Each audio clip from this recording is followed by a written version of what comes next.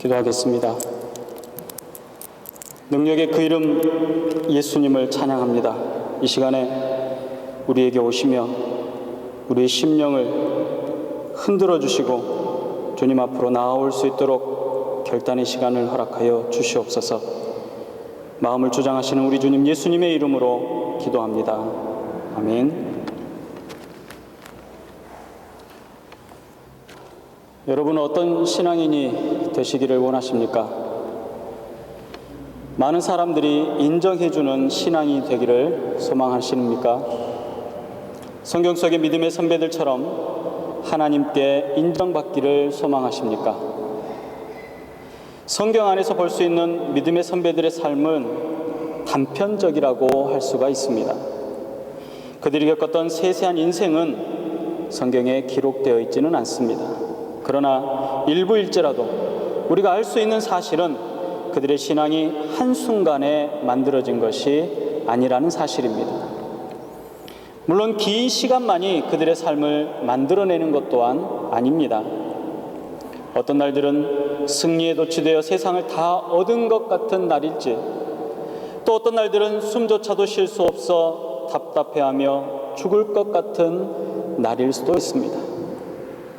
마치 롤러코스터를 타는 것처럼 예측할 수도 장담할 수도 없는 것입니다. 그래서 우리들은 그들의 삶에 대처하는 자세들을 보면서 은혜를 얻기도 하고 그들이 소유했던 위대한 믿음의 삶을 담기를 원하는 것입니다. 믿음의 사람들에게서 볼 수 있는 뚜렷한 특징들이 몇 가지 있습니다. 그 중에 한 가지는 이들 모두는 영적으로 충만한 기도의 사람들이었다는 것입니다. 기도는 하나님과의 대화이기도 하면서 자기 자신과의 싸움이기도 합니다. 육신의 정욕과 안목의 정욕과 이생의 자랑인 인간의 본성을 쳐서 복종시키기 위해서 기도한다고 해도 과언이 아닙니다. 사람은 누구나 무릎을 꿇고 기도하는 것보다 일어서서 행동하기를 원하는 본성을 가지고 있습니다. 그래서 기도하는 신앙은 쉽지 않습니다. 성령에 충만한 사람, 쓰임받는 하나님의 사람들에게서는 이처럼 거룩한 부담감들이 가득합니다. 기도하는 사람들의 특징은 자신의 삶의 목표가 분명하다라는 것입니다. 횡설수설 중언부언하지 않는 기도는 그들의 몫입니다. 무엇을 구하고 어떻게 살아야 할지 분명히 아는 지혜로운 사람들입니다. 기도하기 위해서 규칙적으로 엎드리며 어떤 특별한 은사를 받아야 하는 것이 아닙니다. 기도는 변화되기를 갈망하는 사람만이 할 수 있는 일입니다. 오늘 본문에 등장하는 엘리사 선지자가 바로 변화를 갈망하는 사람이었습니다. 자신의 길과 사명을 앞에 두고 거룩한 부담감에 가득 차 있는 그런 사람입니다. 그는 가만히 있어도 최고의 지도자가 될 수 있었지만 그는 자신을 가만히 두지 않았습니다. 엘리야는 머물러 서 있지 않는 하나님의 사람입니다. 자신에게 주어진 역사를 바로 알고 이를 위해서 행동하는 사람이었습니다. 거룩함에 몸부림치는 신앙에는 반드시 성령의 열매가 열리게 되어 있습니다. 어떤 사람들의 신앙은 자라지도 꽃을 피우지도 혹은 열매를 맺지도 못합니다. 마치 잠을 자는 것 같습니다. 잠을 자는 동안에는 우리의 뇌가 움직입니다. 그러나 뇌뿐만 아니라 온몸의 장기가 움직인다고 할지라도 잠에서 깨어나야 비로소 목적을 향해서 움직일 수 있고 완성할 수 있는 것입니다. 잠자고 있는 동안에는 아무것도 할 수가 없습니다. 신앙의 잠에 빠져 있으면 자라지도 못하고 열매도 맺지 못하는 것과 같습니다. 은혜도 못 받으며 누구에게 은혜를 끼치지도 못하는 것입니다. 이스라엘 모든 역사 중에 가장 위대한 선지자가 있습니다. 그 사람이 바로 엘리야 선지자입니다.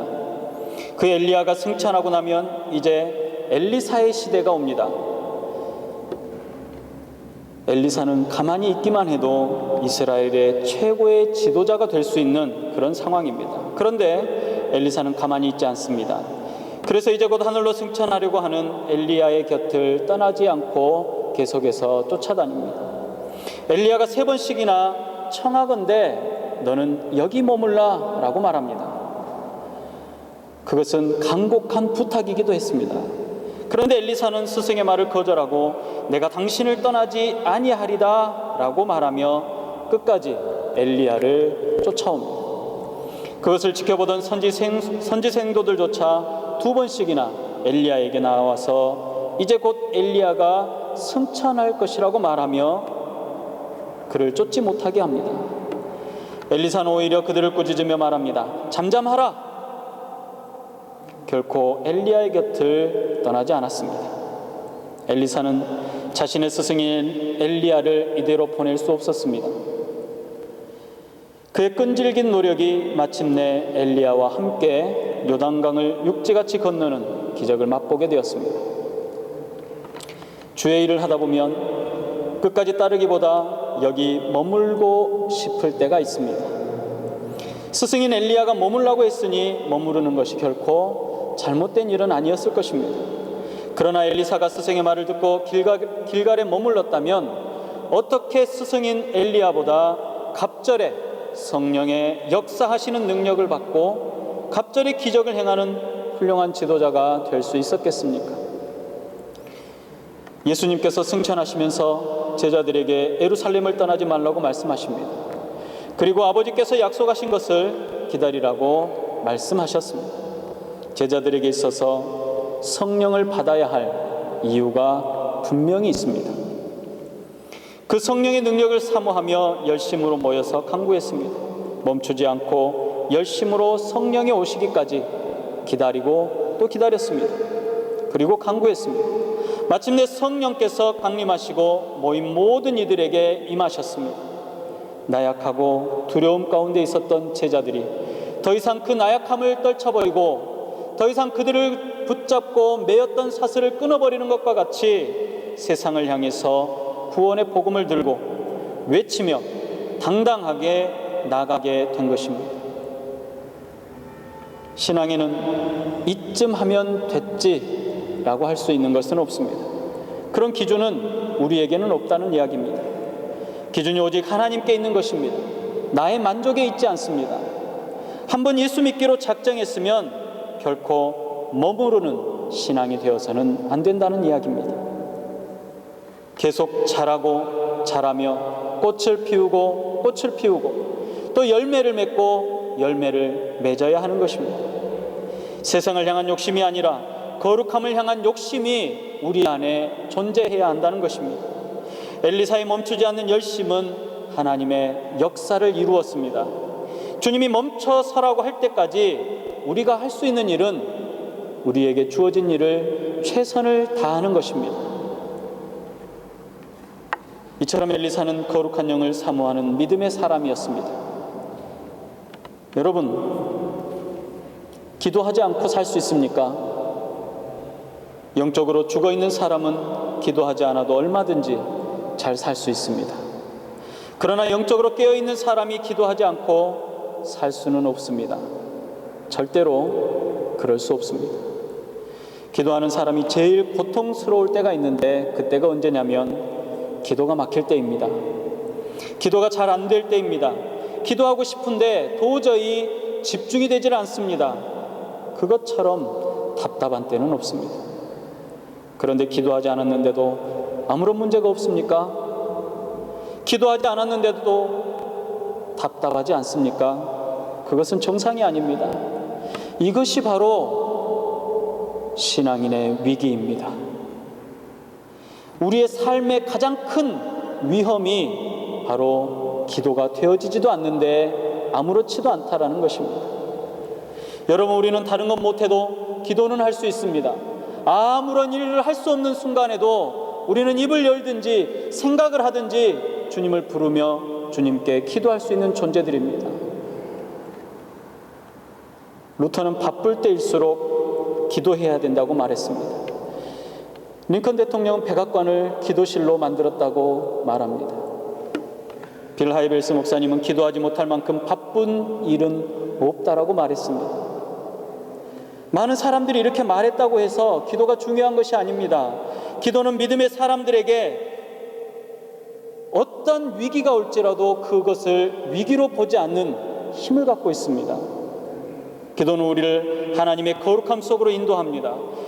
기도는 무너진 가정을 일으켜 세우고 관계를 회복시킵니다. 기도는 내가 어떠한 존재인지를 다시 한번 생각할 수 있게 해줍니다. 도저히 불가능한 일들의 주체가 더 이상 내가 아니라 하나님, 전능하신 하나님께서 그 문제의 주인이 되어주시는 것입니다. 우리가 기도하기 시작할 때 하나님은 일하기 시작하십니다. 에레미야 33장 3절은 이렇게 말합니다. 너는 내게 부르짖으라. 내가 내게 응답하겠고 내가 알지 못하는 크고 은밀한 일을 내가 내게 알리리라 말합니다. 영적인 사람들은 영적인 힘으로 살아가게 되어 있습니다. 하나님의 일은 영적인 일입니다. 영적인 일을 세상의 법칙과 세상의 기준으로 해결하려고 하면 항상 문제가 생깁니다. 그래서 하나님의 일을 맡은 사람들은 더 많이 기도하고 더 많이 하나님의 은혜를 구하며 성령의 충만함을 구해야 하는 것입니다. 오늘 본문의 엘리야는 그의 관심이 오직 영적인 삶에 있었음을 삶을 통해서 보여줍니다.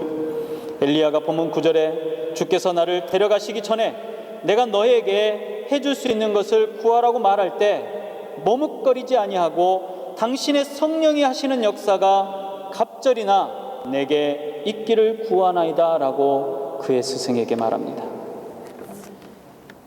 엘리사가 구한 것은 바로 성령님입니다. 우리는 하나님께 무엇을 구하고 있습니까? 하나님의 일을 하고자 한다면 먼저 성령의 역사를 구해야 하는 것이 순서입니다. 그리고 그것이 전부이기도 합니다. 이 말을 들은 엘리야는 내가 어려운 일을 구한다라고 대답합니다. 그것은 엘리야 자신이 줄 수 없는 것이기 때문에 그렇습니다. 그러나 이 간구는 엘리사에게 꼭 필요한 것이었습니다. 선교사의, 선지자의 일은 자신의 힘이나 능력에서 나오는 것이 아니라 앞으로 그가 감당해야 할 일은 이전에는 본 적도 없는 전혀 새로운 일이 될 수도 있다는 사실을 알고 있었던 것입니다. 자기 자신만을 위한 삶이 아니라 하나님의 백성을 향한 일들입니다. 또한 엘리야 선지자는 이스라엘의 모든 역사를 통틀어서 가장 위대한 선지자로 추앙받는 사람이었습니다. 그가 했던 일들을 이어서 감당하는 일은 아무리 잘해도 표가 나지 않습니다. 아무리 열심히 하고 아무리 뛰어난다고 하더라도 엘리야를 뛰어넘을 수 없다라는 사실입니다. 결국 엘리야는 엘리사의 눈앞에서 하늘로 올라갔고 엘리사는 소원대로 엘리야의 갑절의 성령의 역사하심을 받게 되었습니다. 모세를 대신하여 했던 여호수아의 모습과 너무나도 흡사합니다. 하나님과 얼굴과 얼굴을 대면했던 유일한 사람, 모세를 대신할 수 있는 사람은 이 세상 어디에도 존재하지 않습니다. 그런 모세를 대신해서 이스라엘 사람들을 데리고 가나안을 정복해야 하는 막중한 임무를 갖고 여호수아가 섰습니다. 모세를 따라다니며 여러 가지로 배웠습니다. 모세로부터 충분한 것들을 얻었을지도 모릅니다. 그러나 모세를 뛰어넘을 만큼 충분한 그 어떤 것이 여호수아에게 있었을까요?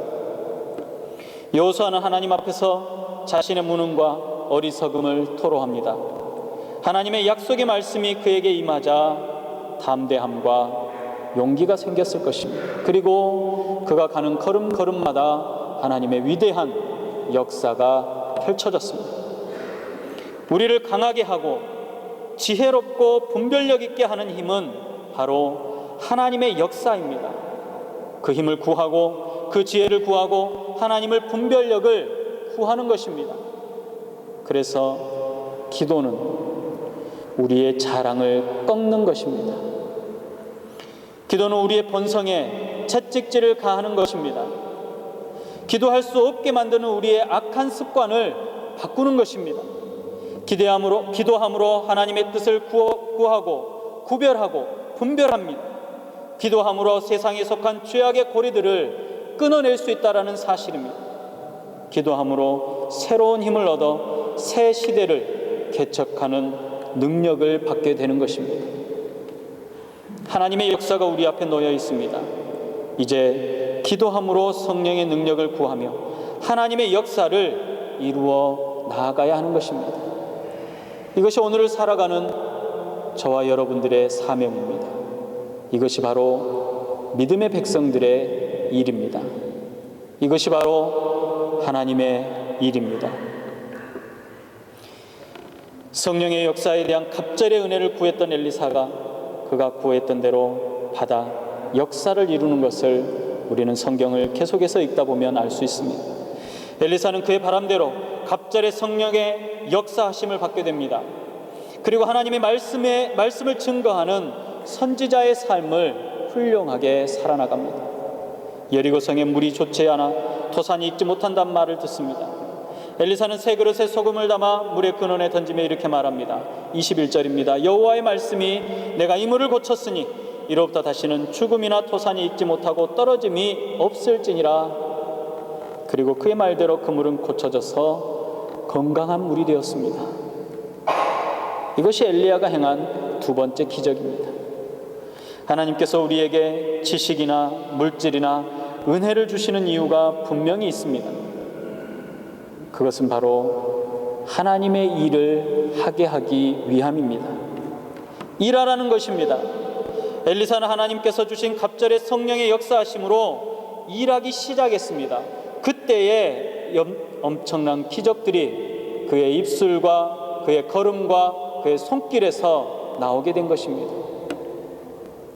선지생도의 아내에게 기름을 만들어 주었습니다. 사렙지방 여인에게 아들을 낳게 하고 그 아들이 죽자 다시금 그 아들을 살려내기도 했습니다. 우물물의 독을 제거했고 보리떡 20개로 100명을 먹이고도 남았습니다. 나아만의 문둥병을 고쳐주었습니다. 물에 빠진 도끼를 물 위로 떠오르게도 했습니다. 사환의 눈이 밝게 돼서 불말과 불병거가 산에 가득하게 된 것을 보여주었습니다. 엘리사가 죽은 후에 어떤 사람이 죽은 시체를 엘리사의 무덤에 던져 놓았더니 그 시체가 엘리사의 뼈에 닿는 순간 다시 살아나는 기적이 일어났습니다. 하나님께서 우리에게 재능을 부어주실 때 우리는 생각해야 합니다. 나에게 무엇을 원하시며 이런 재능을 주셨는지를 생각하는 것입니다. 하나님께서 우리에게 물질을 부어주실 때 우리는 생각해야 합니다. 왜 하나님께서 나에게 이런 물질을 주셨는지 생각해야 하는 것입니다. 하나님께서 계속 공부시키실 때에 생각해야 합니다. 그 지식으로 하나님 나라에 어떻게 세워질 수 있는지, 하나님으로부터 하나님의 역사하심을 어떻게 이룰 수 있는지를 생각할 수 있어야 한다는 것입니다. 하나님께서 우리에게 높은 지위와 명예를 주실 때 하나님께서 왜 우리를 그 자리에 세우셨는지를 고민하지 않으면 절대로 하나님의 뜻을 알 수도 없고 이룰 수도 없습니다. 또한 하나님의 영광에 이룰 수조차 없습니다. 그것이 내 것인 양, 내가 이룬 것인 양, 나의 영광인 양 자랑할 뿐입니다. 여러분은 하나님께 무엇을 구하고 있습니까? 그것이 하나님의 나라에 유익한 것입니까? 아니면 나 자신에게 유익한 것입니까? 구하던 기도의 제목에 응답을 주셨다면 내가 구한 것으로 무엇을 해야겠습니까? 그 일이 하나님께 기쁨이 되는 것입니까? 그렇다면 하나님께서 여러분들을 통해서 그 일을 시작하실 것입니다. 우리의 삶은 사실 단순합니다. 하나님께로 태어나서 하나님을 위해 살다가 하나님께로 다시금 돌아가는 지극히 단순한 인생입니다. 그러나 모두 똑같은 삶을 살다가 가는 것이 아닙니다. 어떤 사람은 비참한 인생을 살다가 원하지 않는 곳으로 가는 사람도 있습니다. 그러나 오늘 저와 여러분들은 하나님의 백성으로 부르심을 받았고 하나님의 능력의 힘을 소유하게 되었습니다. 엘리야의 간절한 구함은 그의 삶을 통해서 그대로 드러났습니다. 믿음은 말에 있지 않고 삶의 열매로 드러나지는 것입니다. 인생의 다양한 모양만큼 신앙의 모습도 제각각이지만 아무리 다양한 우리의 신앙의 모습일지라도 우리의 인생은 마치는 그 순간, 달려갈 길을 다하고 결승점에 서는 바로 그 순간, 무엇이 우리의 인생을 이끌었는지 결산하는 순간이 오게 될 것이라는 것입니다. 어느 누구도 의미 없이 태어나는 사람은 단 한 사람도 없습니다. 인생에는 하나님의 분명하신 뜻과 목적이 있습니다. 나를 향하신 하나님의 뜻을 분별하며 그 기뻐하시는 뜻을 따라 아름다운 열매를 맺는 인생들이 다 되시기를 주님의 이름으로 축복합니다. 기도하겠습니다.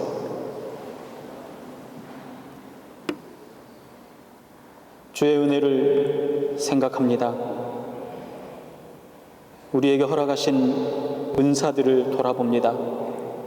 누군가에게는 지식을, 누군가에게는 지혜를, 누군가에게는 가르치는 은사를, 누군가에게는 섬기는 은사를, 누군가에게는 다른 사람을 즐겁게 하는 은사를 주셨음을 다시 한번 생각합니다.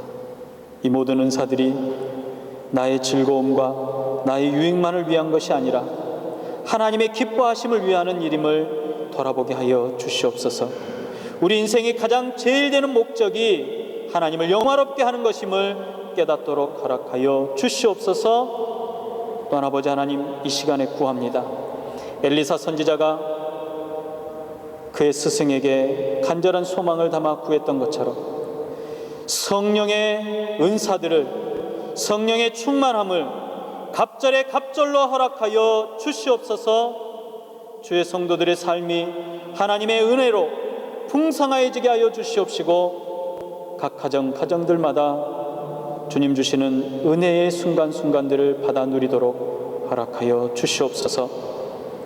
주시는 주님 감사드립니다. 예수님의 이름으로 기도드리옵나이다. 아멘.